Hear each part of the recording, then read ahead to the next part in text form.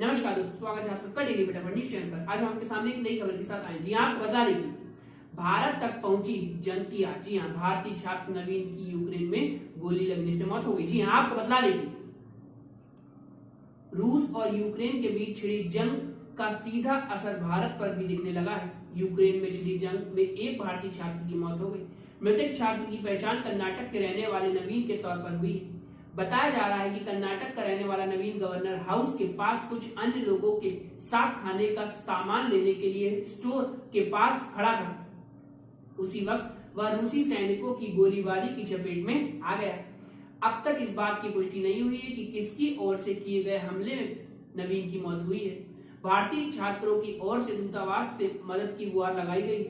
विदेश मंत्रालय के प्रवक्ता अरिंदम बागची की ओर से भी छात्र की मौत की पुष्टि की गई।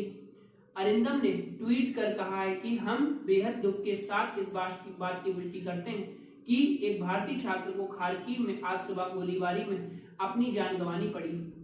मंत्रालय मृतक छात्र के परिवार से संपर्क में है। जी हाँ, आपको बता दें मंत्रालय ने कहा है कि इस दुखद घटना को लेकर हम परिवार के प्रति संवेदना व्यक्त करते हैं और सहानुभूति जताते हैं। यही नहीं, उन्होंने कहा कि विदेश सचिव की ओर से रूस और यूक्रेन के राजदूतों को समन जारी किया गया है। दोनों देशों से मांग की गई है कि भारतीय छात्रों की सुरक्षित निकासी की व्यवस्था की जाए। खार्किव और अन्य शहरों में अब भी कुछ भारतीय छात्र फंसे हुए हैं और उन्हें निकालने के लिए सरकार की ओर से प्रयास तेज कर दिए गए हैं। पीएम नरेंद्र मोदी की ओर से आज वायुसेना को भी ऑपरेशन गंगा में शामिल होने का आदेश दिया गया है।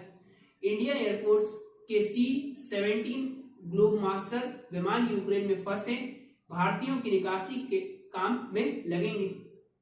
आपको बता दें यूक्रेन में रहते हैं 20,000 भारतीय। अब भी आधे लोग लौटने के इंतजार में हैं। यूक्रेन में 20,000 के करीब भारतीय लोग रहते हैं। इनमें से ज्यादा लोग छात्र हैं जो मेडिकल एवं अन्य कोर्स की पढ़ाई के लिए यूक्रेन में रह रहे थे। यूक्रेन और रूस के जंग के बाद से अब तक करीब 10,000 भारतीय स्वदेश लौट चुके हैं। इनमें से 8,000 लोग खुद से वापस लौटे हैं, जबकि 1,500 लोगों को भारत सरकार के प्रयासों से लाया गया है। इस बीच विदेश मंत्रालय की ओर से यूक्रेन की राजधानी कीव में रह रहे थे भारतीयों को एक बार फिर से चेतावनी जारी कर दी गई। यूक्रेन स्थित दूतावास ने भारतीयों को एडवाइजरी जारी की है कि वे तत्काल कीव छोड़ दें और किसी भी साधन से बाहर निकलें।